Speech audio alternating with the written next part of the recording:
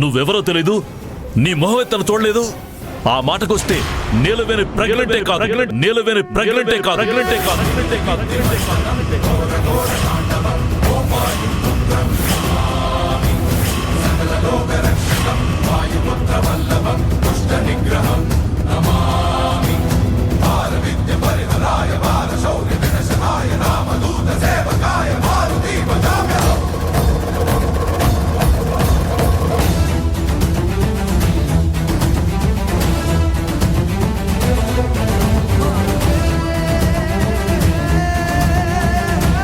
ఇదంతా నేనాడిన నాటకం.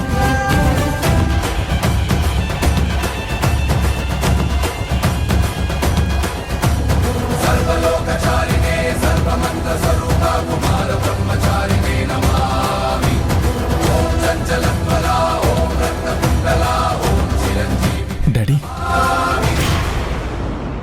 అవును తారక్, నీలవేణి ఈ గడప దాటకుండా నీలవేణి నువ్వు కలిసి ఉండాలంటే ఇంతకన్నా వేరే దారి లేక